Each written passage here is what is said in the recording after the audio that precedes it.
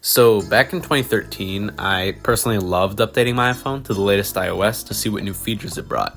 At the time, I think I was using a 4, 5, and even a 5S, but I vividly remember that one day, the iPhone 4 just felt slow and sluggish to use.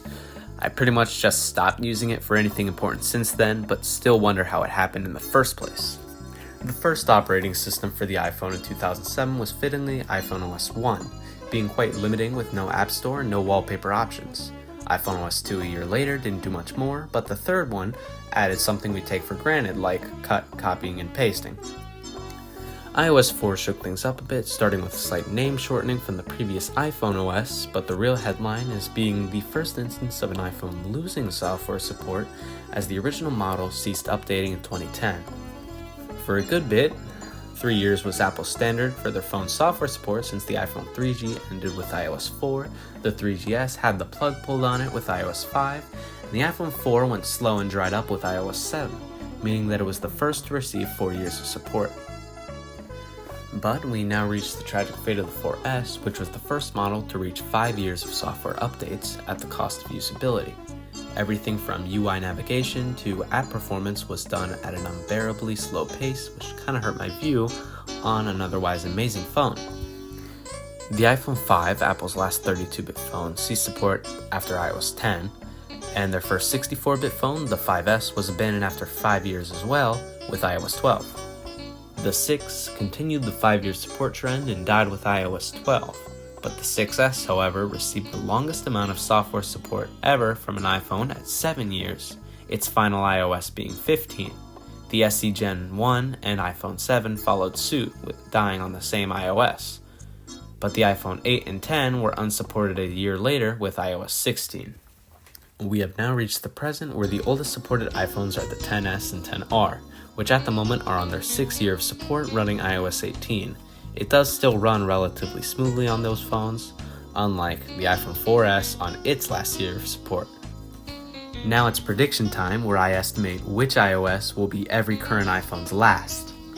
So starting with the XS and XR, I think they have enough to reach iOS 19 as their final, because of how much Apple dialed back on the immense cramming of features in each update like they used to. Now for the 11 series as well as the SE 2nd Gen, since they share the same A13 chipset, I personally think that they'll most likely receive iOS 20 to one-up the A12, XS, and XR. The 11 Pro, however, could easily last longer, but it's a wild card since it is and will be the first Pro-branded iPhone to reach the end of support. It does technically have the same chipset though, so I'm going to say that it'll have the plug pulled in the same year. The 12 series with the A14 Bionic chips were the first to bring 5G to the iPhone, if that would help their case for longer support. I also believe that as we go on and as phones receive less brand new state-of-the-art features each year, iPhones will be capable of longer and longer lifespans in terms of software. My official prediction is iOS 22. So here's where things get interesting. I have the iPhone 13 and 13 Pro surviving until iOS 23, but I also think that the base model iPhone 14 will have support cut at the same time due to Apple deciding to keep the same A15 Bionic chip on it for no reason whatsoever. I have no clue, which leaves the 14 Pro living on another major update, iOS 24, as the only iPhone that year having the A16 chipset. The base model 15 will probably also live up to iOS 24 because it shares the same A16 Bionic chipset as the 14 Pro. The A17 Bionic chipset doesn't exist.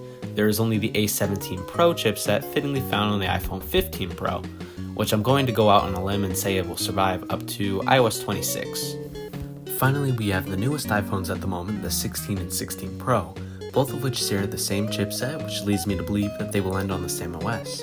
But I also believe it'll be like the iPhone 7 situation, where the newer phone doesn't get an added year of support over the previous model.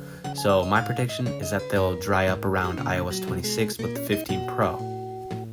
Some of the predictions I made were pretty bold, so I'm going to check back in 8 or so years to see if I was right or terribly wrong. Goodbye.